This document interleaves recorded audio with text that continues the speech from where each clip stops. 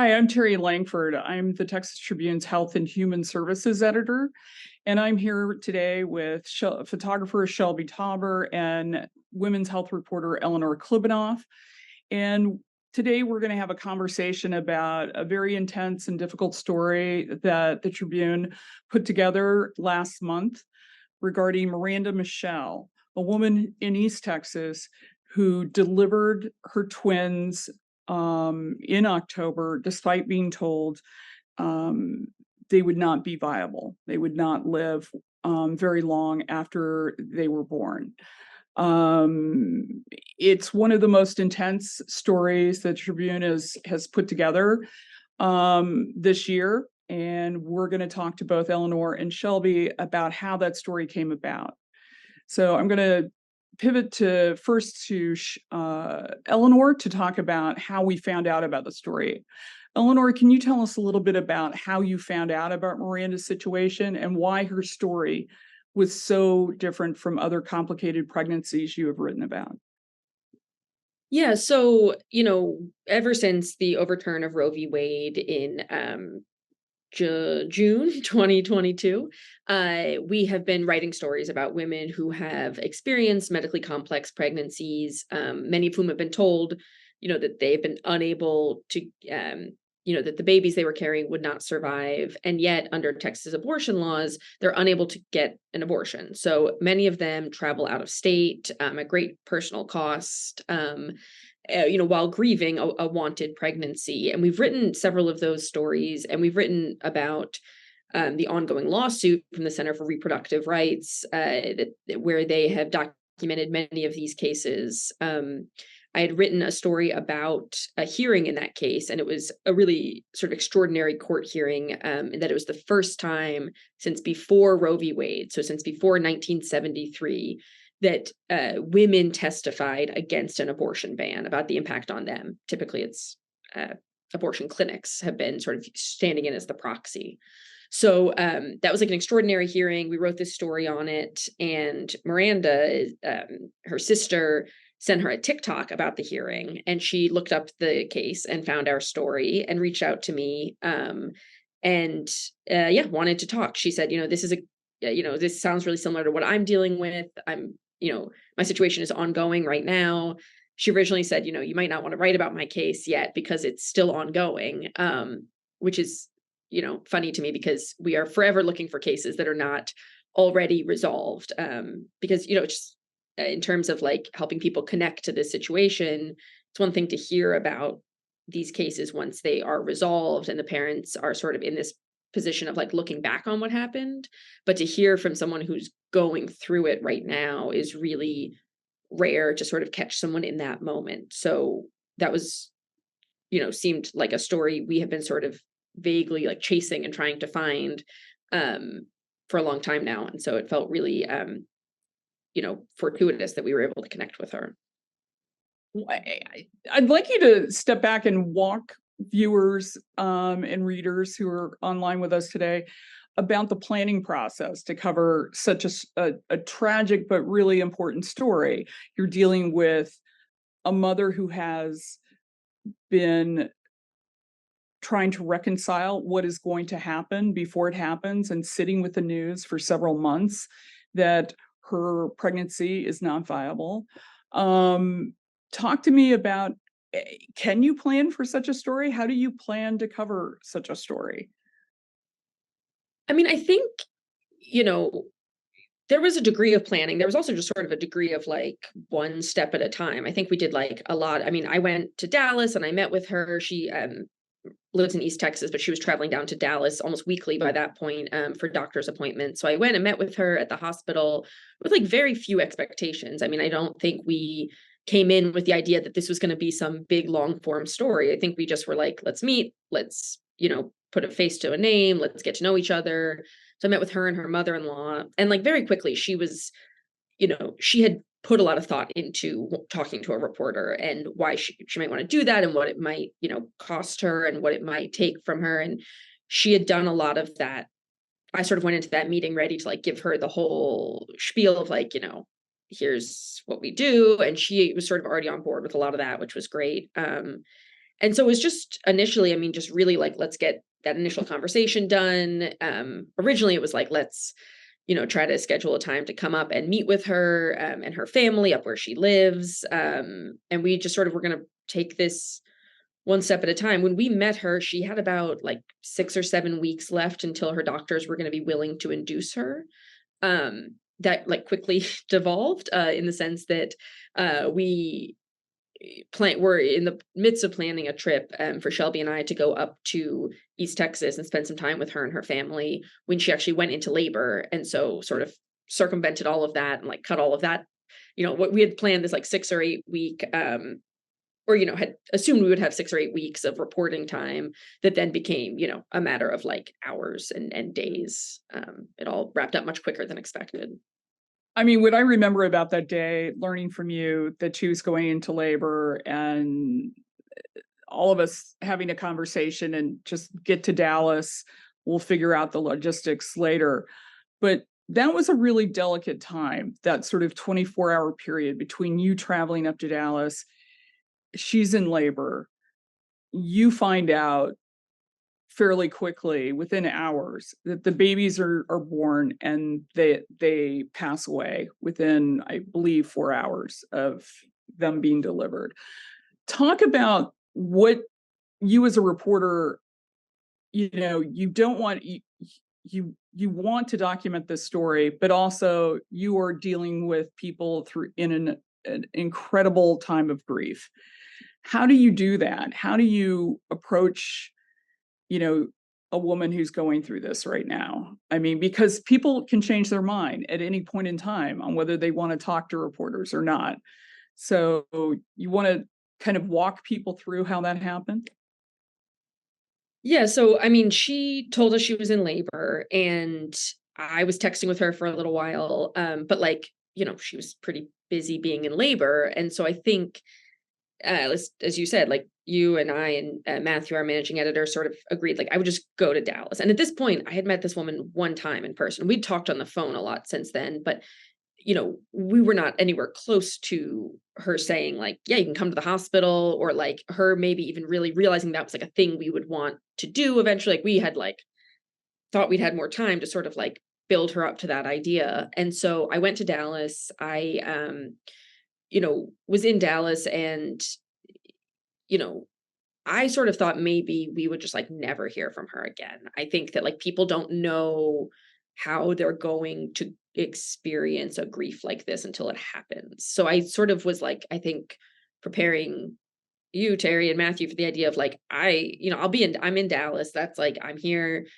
anyway. Like, that's no problem. But like, there's a chance that we just like lose touch with this woman. And like, this is the end of the road for this story. And like, so be it. Like, we're not gonna, there's only so much you can like push a person. So it's like this is more of a like if she wants to come to us, we are here for that. But like we are not going to like strong arm our way into this, which everyone was on board with. But then that night she texted me and she said, I had the babies, and she explained a little bit about what had happened, that they'd been born conjoined, which she had not been expecting, and that they'd passed away. And I think that night, you know, the editors correctly were like, tell her you're in Dallas, ask to come to the hospital, see if you can come the next day. And I may have even said that I did, but I think sort of what I did was just like took a little step back and was like, just like a human, just like, I'm so sorry, like this is so awful, like sort of talk to her like that. And the next day, when she was still in the hospital, I think like probably a little bored, like stuck there, sort of a little bit like trapped while she's like dealing with this thing. I was like, can I come by? Can I bring you lunch? Can I just like drop in and see? Like, I'm in Dallas. I'll just come by and see you. And she was like, yeah, like that sounds nice. Like a visitor sounds great. And so I wasn't necessarily even coming in like as a reporter. I mean, it's like, it was sort of like, let me get in the room and then we'll feel out what she's comfortable with. So like, maybe there's a scenario where I show up and we just chat and I just see her and I just, make that connection. But if she's up for talking, if she wants to process through this, like I'm here for that too. And so I showed up not really knowing what to expect and like pretty nervous about the whole thing. I mean, you just don't, I mean, someone's just experienced this like horrible, horrible tragedy. And I mean, if through the whole thing, like Miranda is just like such a extraordinary person. I mean, she's just so like tough and resilient and thoughtful and open. And you know, we just talked. I think I was there for like 3 or 4 hours, and talked with her and talked with her in-laws. And you know, she was she and I have talked several times about how like everyone around her is like so mired in this grief as well, right? Like with her, right? Everyone like it was hard for her to like talk to her husband about this because he's also going through this, right? And when she talks to her in-laws about this, they're also grieving. And like everyone is sort of caught up in this. And it becomes hard to like, I think, find someone sort of outside of that to like process with and talk with. And I think that's one of the things that she got out of our conversations and stuff was like, I'm a person who's like, I feel for her as a human, but I'm not losing a child. I'm not losing a grandchild. I'm not in this grief the way that she and her loved ones are. And so I'm just there to like listen. And I mean, and she's aware that I'm there to like also write about her story. But in that moment, it's just sort of like she wanted to recount this whole horrible thing that happened to someone who hadn't heard it, to someone who hadn't lived through it. And I think people find a lot of like meaning and value and processing in that. So she was very, open that day and willing to talk. And eventually, and I should say, like, the babies were in the room still. They had left them in the room with her, in a bassinet with a cooling pad, and basically told her, like, you can have them in the room as long as you need them, as long as you want them. So I was able to see the babies and spend some time with them. And, I think that was like just very meaningful to me to like, as part of telling this story is like that and I think it was, meaningful to her to like say, like, you know, if I'm going to write this story about her, like I lived through parts of this with them. Like I sort of was there to Wow. I think they want people to like bear witness in a way. So that felt important. You've told me this story before, and I still find it incredibly extraordinary how open the whole family was to wanting this story told.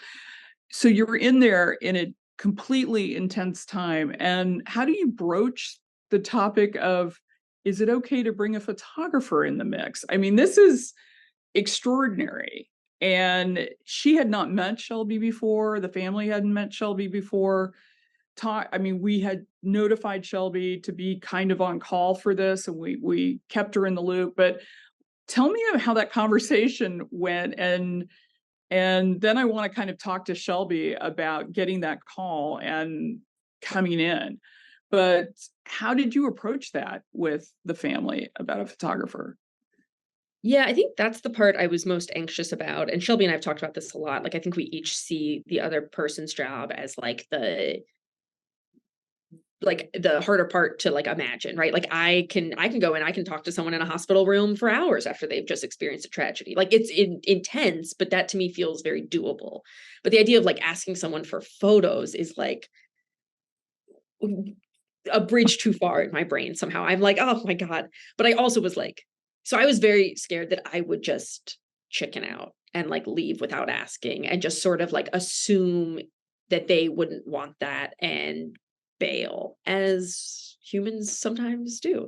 So that Yeah. was my fear. It was like not like, oh, I'm not going to get what I need from her talking, because also like I can, if she didn't want to talk, she didn't want to talk. But if she, so the photos are something you like kind of can't recreate. And so I was like, that really is the big ask here. And but to be fair, like they had taken so many photos in the delivery room that they had shown me. Then they had the nurses, this hospital, it's a unit that specifically deals with, these medically complex pregnancies, many of which, end in tragedy. And so they're very prepared for that. They took a lot of photos. They have a nurse with a camera documenting it.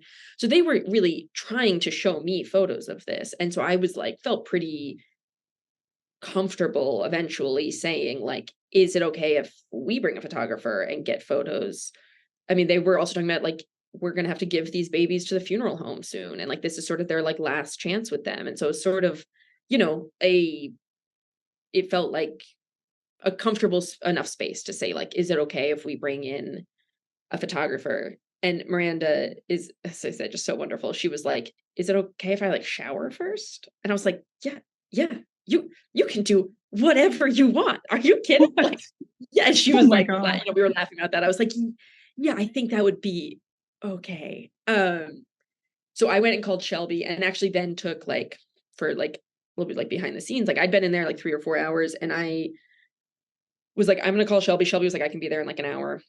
And I was like, great, I'm gonna go sit in the hotel in the hospital lobby and like decompress for a minute. And when I got to the lobby, I think I've told you both this, but when I got to the lobby, I was like, oh, am I gonna pass out? And I was like, is this like trauma? And then I was like, oh no, I have not eaten or had a sip of water in like 7 hours because I'd just been so anxious and then also like in the hospital room.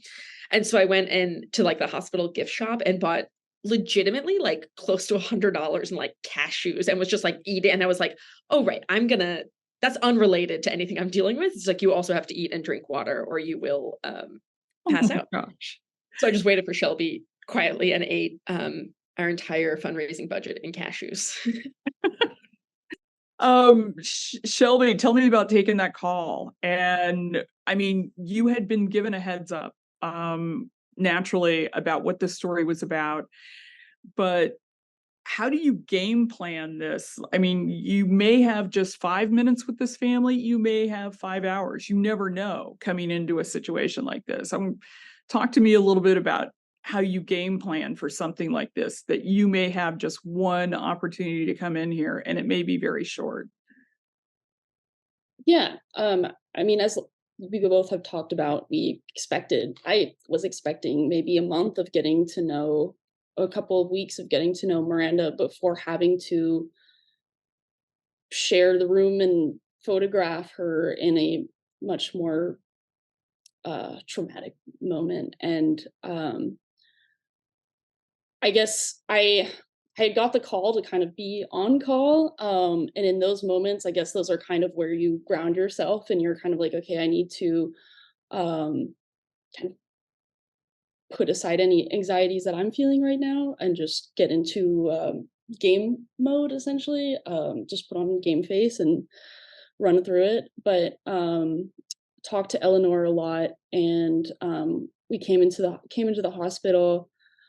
And I was just really thankful for, I mean, I'm leaning a lot in this moment on Eleanor's established relationship and trust that she had built with Miranda and her family, and was really grateful that that was kind of something that I could walk into the room with Eleanor. We could go in there together and kind of face this um, at the same time. And I, I'm sorry, this is so hard for me. This is okay, Shelby. I mean, this was an incredibly tough story, and I know recounting it now is also hard. Yeah. So take a minute. Take a minute. Don't worry. Tell me about, this is the first time you're meeting them. Um, were were they particularly guarded with you, or were they as open as they were with Eleanor, or Well, I think that's what I felt surprised with whenever I came into the room is, I guess, as a photographer, and I've had to photograph funerals before, I've had to photograph other just scenes that have a lot of heavy emotion in them. And yeah, you never know what the reaction is going to be, and I think you brace yourself for the worst, because naturally what I'm doing is my job is a very invasive thing, coming into a space and putting a camera up and trying to document and record these things.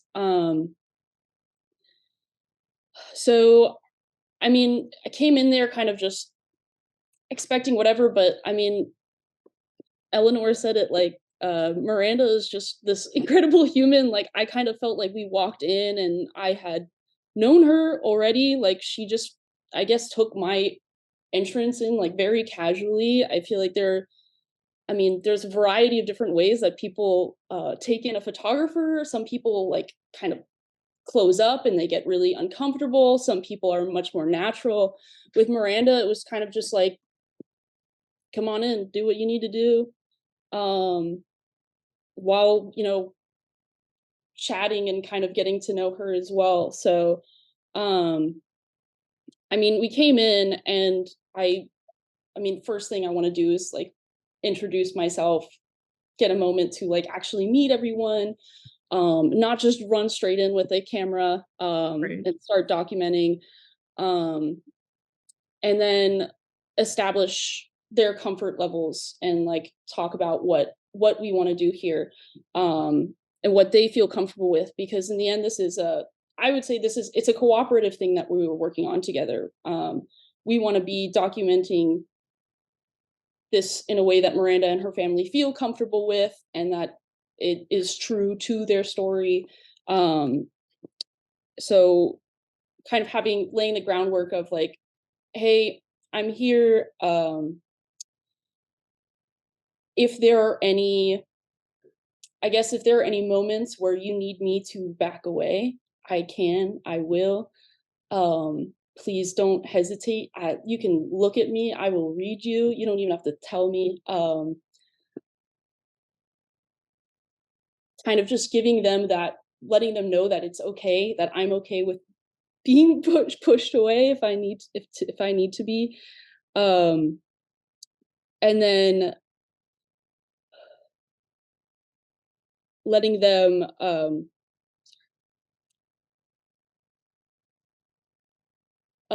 I'm sorry. Should I No, start over from the stop. top?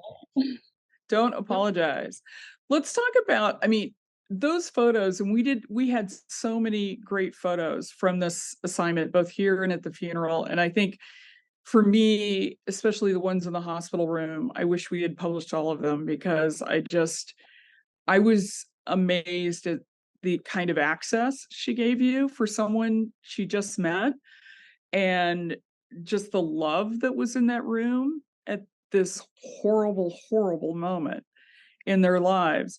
Um, was there any photo in particular that you want to talk about from that hospital room that were just, was there anything that was particularly hard to get from them, or was it, despite the backdrop, was it easier to do than a lot of other assignments? I think it's a little bit of both. I think given like coming into the room and Miranda and her family's openness with me and Eleanor's presence there, it makes, it would make me feel more at ease with photographing. It's still kind of tough because we had talked about, and Eleanor had, I think, talked to Miranda about it before too, about getting photos of the twins. Um, and I wanted to go in knowing that she might later on decide she doesn't want to show those photos, and that she has every right to decide that that's not something that she feels comfortable with. Um, so kind of intentionally like getting photos that, if Miranda does choose to like want to share the photos of her sons, um, getting photos that include them, and I guess like even introducing myself to them before I just start Mm. photographing them. Like having a moment to just look at them and take that space to like see them as uh humans, and then um and then go into my job. So it's kind of this weird like balance of like, I'm here to be photographing, but I'm also, I'm looking at two twins that had just passed, and so I'm trying to kind of balance those two things. But um, yeah, getting the photos of the twins, that was tough, but I think also in a way like beautiful. Like they were holding hands, and they were kind of enwrapped, like just hugging each other in a way, and it was beautiful to see the truth in it too, like not try to hide away from it. Right. And Miranda, I mean, throughout was like, I want people to see this. So if she wants people to see this, then it's not Exactly. in my power to be like, I don't know about that. So Right. um Although yeah, I will say, like, at that point, we as a news organization had not decided if Right. we right. felt comfortable running those photos. And it wasn't that we had decided we weren't. We just were like, I mean, I didn't know showing up at the hospital that the babies were still there. So like we didn't really have any like lead time to like make this decision. And news organizations do not casually run photos of any dead body, which like this is not a dead body in sort of the traditional way we think of it of like gore or like a, you know, something A war scene or right, something like exactly. that, But we yes. don't make those decisions lightly. And so I was like to, you know, to the editors, I was like, you know, back in Austin, I'm like, can we get these photos? Do we want these photos? And the advice was like, just get everything, like get some photos with the babies, some without, some with the, you know, like get everything and we'll decide later. Cause like you sort of can't go back.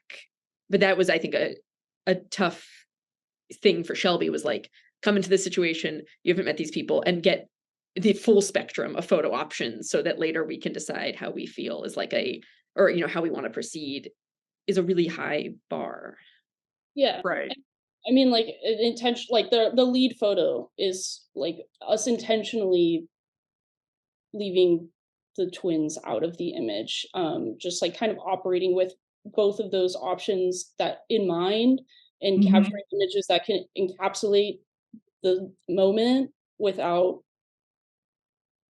while giving us some wiggle room of what the paper like of what we as like the Texas Tribune wanted to do and then also the family.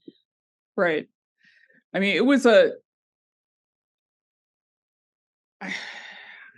I mean, I still try to imagine being in that scene and I can't. I mean, it's just it seems like one of the toughest scenes both of you walked in, and it may be one of the toughest ones. I hope it's the toughest one you've ever had to walk in to in your career.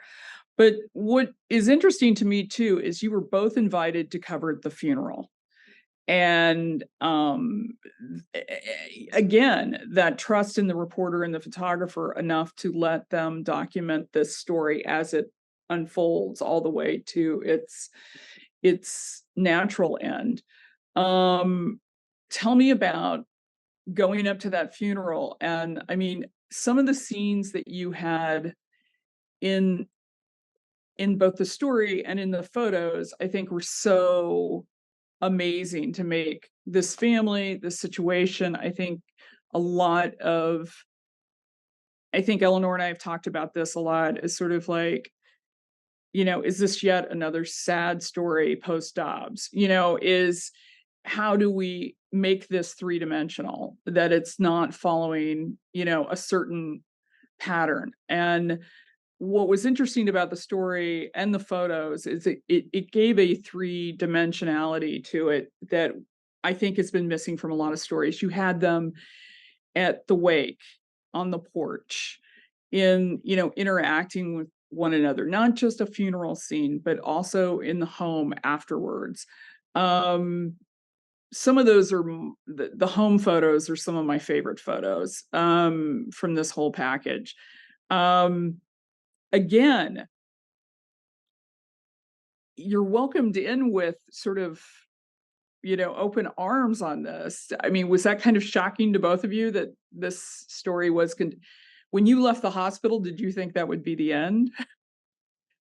No, I mean, I think like when we left the hospital, they were like, we'll call you from the funeral home. Like, we'll let you know as soon as we have the funeral date. Like, by that point, it was sort of like the snowball rolling down the mountain of like, I felt pretty confident.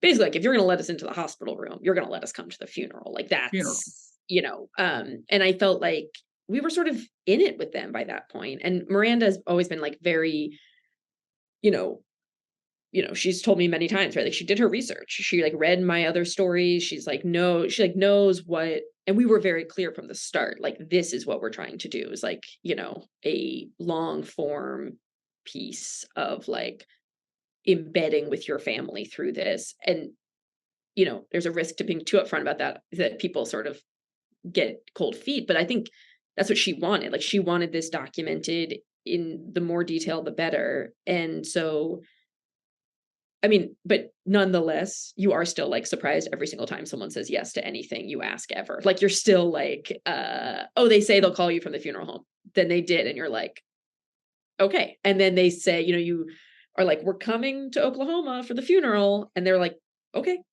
And then you're like, we're here. Can we come over? And they say yes. And you're like, this, okay. At some point, this will like, you know, you just, I mean, you are always worried, I think, because, because I know at least like it's a situation where like they say no, we back off, right? Like this isn't a situation where you can like I said, like strong arm your way into. So, but they were just so, I mean, I really felt like we were really just like in it with them by then, by the time we got there, up there for the funeral. And I mean, Shelby can talk more about this, but I've said several times, like the funeral to me was such a good example of like why I would say my job is easier than Shelby's, because like my job at the funeral was like sit in the back row, don't get photographed, don't end up in Shelby's photos, and like listen and take it in and absorb and watch. And like Shelby's job is to Get in the be mix. right, and to like be next to the casket when the family is leaning in saying their final goodbyes, and like be, like next to the pastor when he's talking so you can get that photo. And I was like just so impressed by her like willingness to do that. And I mean, I think we did a lot of prep work with Miranda and her family ahead of time that was like Shelby said, exactly, of like, this is what we're going to do, but like you give us like one look and we are scattering. Like you like just at any point if you want to say like we need space, like say less, like we're out of the way. So we'd done that prep work, but then in the moment, I mean, I think we're sort of like ideal subject. Shelby can talk to this more, but like they just did their thing. Like they weren't like really, the kids were hard. They wanted to just hang out with us. And we were like, no, you have to go hang out with your family so we can photograph you. But But I felt like Shelby, when you were in that house, and especially at the funeral, you were like, I mean, you were also in the background. I mean, you were right in the middle of it, but I didn't feel like, I felt like you opened up this whole world behind, a very sad situation. But again, families interacting with one another, talking to one another, passing out food to one another. You were really, I mean, I don't want to say like you kind of melted into the background a bit, and they kind of ignored you in a good way. You know what I mean? Can you talk about that? Yeah. I mean, kind of like Eleanor said earlier, like I go into all these situations expecting maybe possibly they're gonna decide they don't want me to be there. But we were really fortunate to have a day with them before the day before the funeral, and spent several hours with them just hanging out on their front porch with them and hanging out inside. And I think like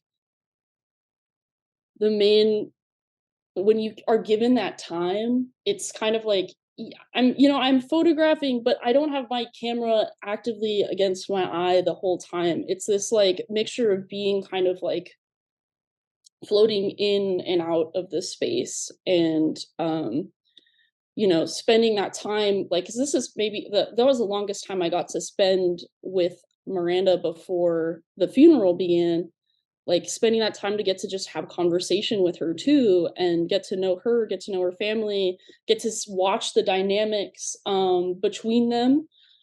Um so and making sure to have that conversation again, like to never go off of assumptions of, well, we had the talk before so they know what I'm doing. Just because the funeral it's another space, it's a different space, it holds a lot of emotion as well in a different capacity. So made sure to have that conversation again. But I mean, it's not the first funeral I've had to photograph, but I don't think it ever really gets easier. Um, in that, like, obviously you feel for them in the moment, and obviously it feels like an intrusion because it is to be in there with the camera, but they were just so open with me, and they were, I mean, I think when I even brought up the discussion that day before the funeral, they were like, you're fine," like, almost, like, cut me You're off like before we reassuring could us. finish. Yeah. Yeah, like, Right. "You could do whatever you Yeah, want." they were like, "We invited you here." We were like, "Right, Wow. right." We're That's just just anxious amazing. people. Yeah, yeah, I mean, and because I mean, the last thing I or Eleanor would ever want is to make them feel like we took advantage of them in that space, or that we didn't like pay attention to their feelings. And so it's this like it's just going, like I said earlier, kind of the floating in and out of the space, like taking a moment to step back and observe the scene and kind of like take in everything that's going on, and then re-entering to document whenever you see something, exiting to give them the space back again, like just this kind of very strange dance um to make sure that everyone is comfortable, and that we're also like listening to them and documenting them the way that and giving them like my full I guess like attention and work Right.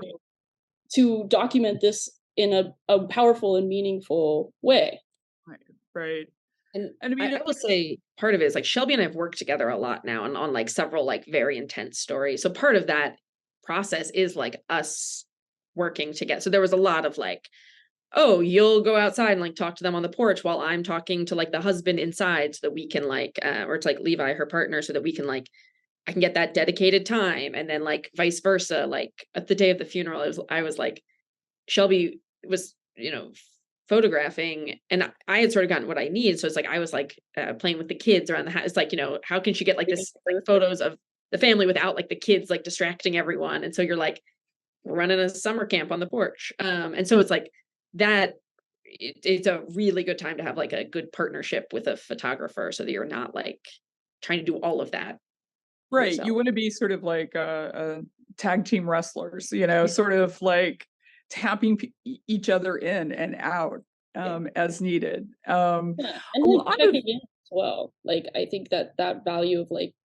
being able to, if I was feeling something or if she was feeling something, being able to like pull away and have someone to discuss it with when we're both working in the same capacity of Right. being there, but we're not a part of it. right, Right.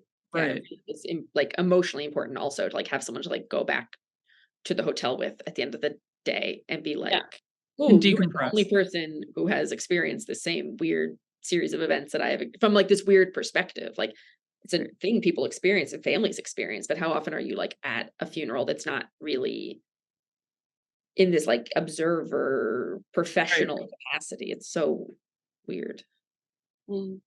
It's really amazing. A lot of people think that once a reporter and a photographer have left the scene, they go back, they put the story together, and that's that. But there was a lot of follow-ups with this. Both Shelby and Eleanor, both of you had a lot of final check-ins with the family as you were putting this story together. Can you talk about how how that process that was a long I think that was probably longer than going the time spent going up there and to Dallas. Can you talk a little bit about that, about how you continue to have conversations with a family that's processing grief at the same time to fact check your story? Yeah.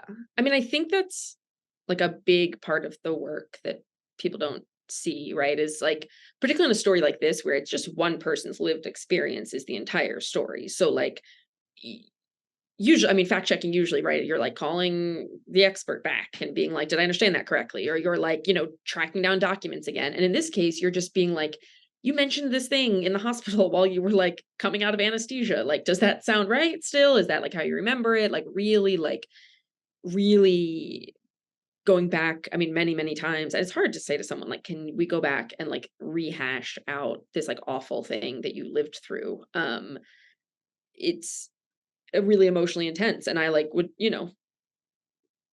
often would, text Miranda and ask her about like if we could do a call and she'd be like, like today's not the day for that. And it's like fair enough. So like I think that was like a process we wanted to like we needed to do, like sort of our obligation to the story is to go back and like bulletproof everything and make sure it's all like sewn up, but you also just like can't just like call someone, like barrage them with questions about like their delivery experience, as they're like processing this grief. So I think that that was in a lot of ways like just like harder logistically to do than a lot of the other stuff, which just sort of like happens. You just like go and watch and it happens. So that was really intense. And I think, Miranda's had like various, you know, she's like grieving. So I think that there are times where she has been like, I really not up for this. And we totally understand that. And other times where she's been like more open to talking. So it's like a huge thing that we ask people to do. And I think we try to be as cognizant of that as possible. Yeah, I think both of you were really, I'm in just my conversations and in meetings with both of you, it just seemed very intentional about how to contact her, when to push, when to not. And I think that's a real testament to the reporting that came through. It's sort of like knowing when to kind of power through and know when to just stop and take a moment on this. And, I was glad to see it. I think it really helped the story overall. What I'm looking back at the story now, I think both of you have said how surprised you were, how open they were. Were there any other surprises, anything that surprised you about the story? And what do you want people to remember the most from this story? That's sort of the question I have for both of you. Eleanor? Obviously, like, just like, I was surprised and just so grateful to Miranda for like being so open. I do think the thing that surprised me, like, this is sort of like not even as a journalist, just as a person, like, I think this experience did like really remind me of like why we as a society like have funerals. Like, I just remember being at that funeral and like it had been such a like emotionally intense period, and like I'm extremely removed from that. Like, obviously it was so much more emotionally intense for Miranda and her family, but like really being at that funeral and like feeling sort of like a sense of peace and like seeing the peace that it brought to them, I was like, this is like a really beautiful thing in a way. And like just really uh like I said, I talked to a lot of women who have lost pregnancies, either through circumstances like this, or they've had to like, travel out of state for abortions, or just like women who've had stillbirths, women who have had late term, or had miscarriages.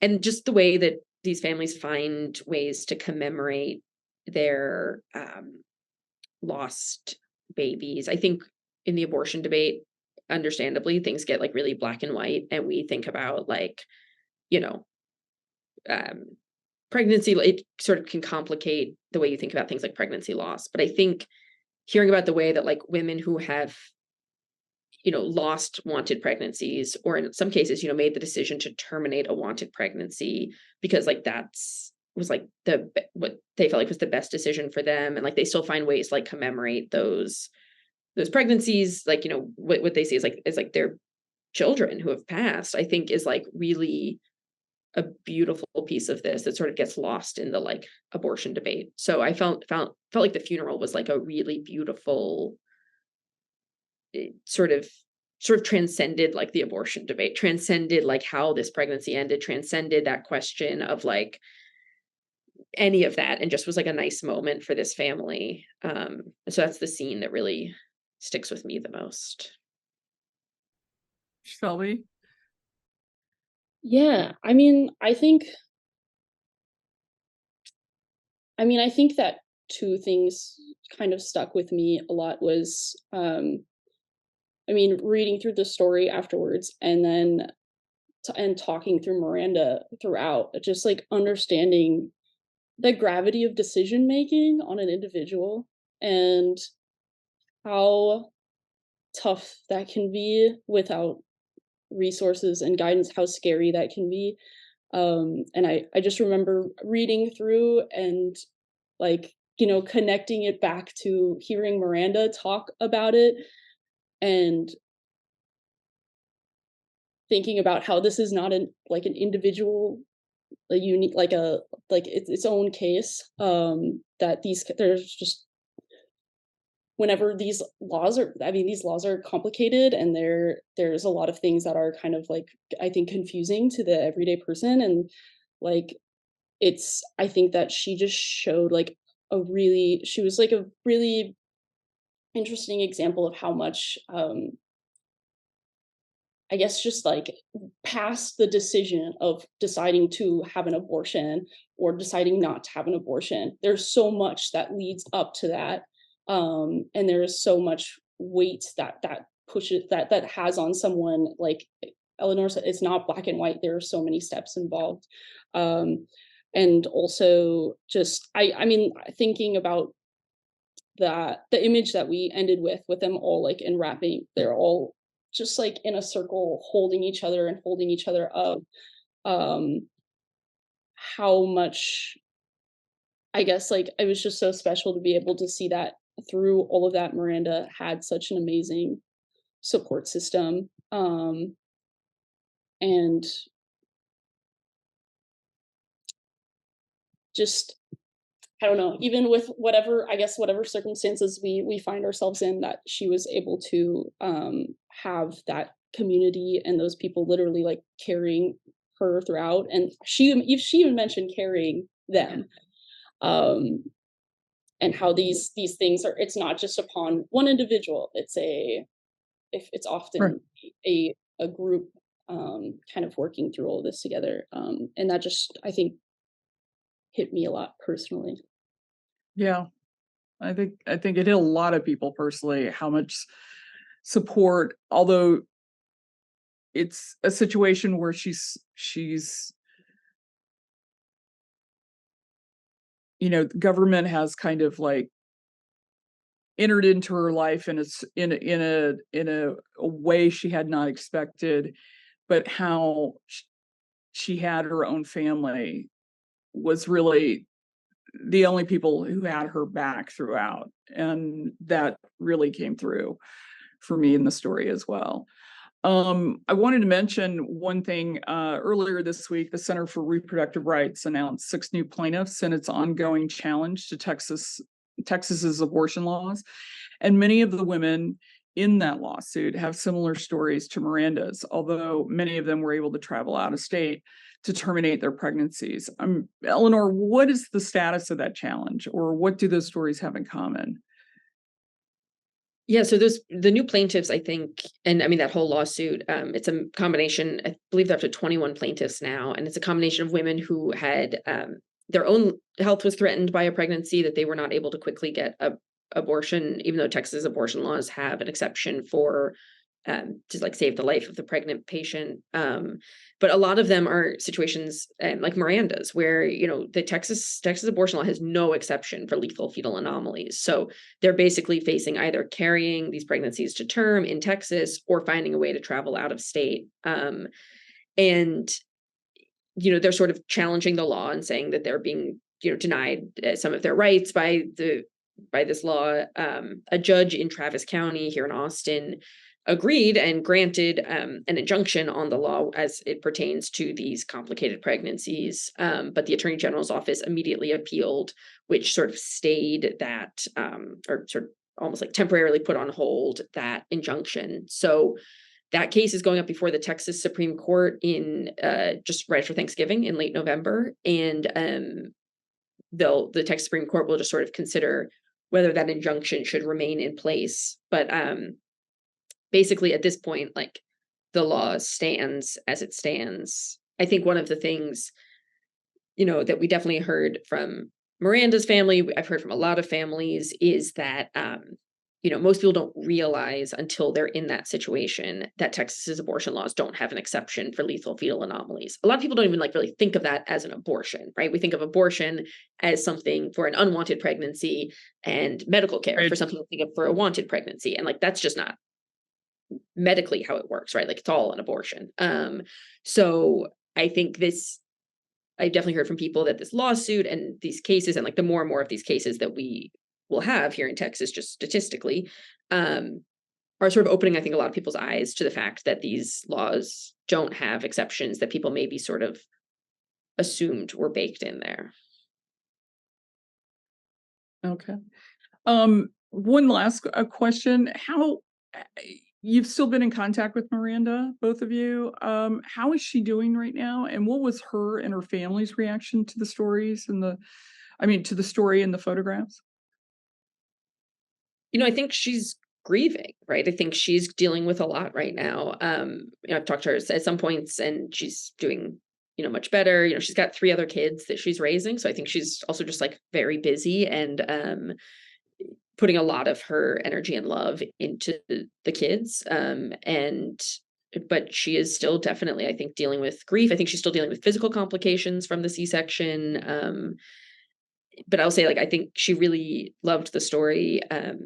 Her and Angela, her mother-in-law, both said, like, they just cried the whole way reading it, which is, to be expected. But I think they were happy to have shared the story with us. And, they, from day one, like we said, like Miranda wanted this story out there. And I think that only increased when she had the babies. Like, I think it, Helios and Perseus Langley were real. Like, they were here. They were important to uh, Miranda, to her family. And I think that's important to her that people hear their story. Thank you both. This has been a really great conversation for our viewers and our readers. And I thank you all, Texas Tribune members who've joined us today. Your continued support helps fund stories like this that require resources, care, and time to get right. If you haven't yet joined as a member, we hope you'll consider it. There's no minimum to donate to join, and you'll be among the thousands of people who keep our newsroom going. You can make a donation at texastribune.org.give. Thank you both for taking the time out to talk about this incredible story this year. Thank you. Thanks for talking to us. Thank you.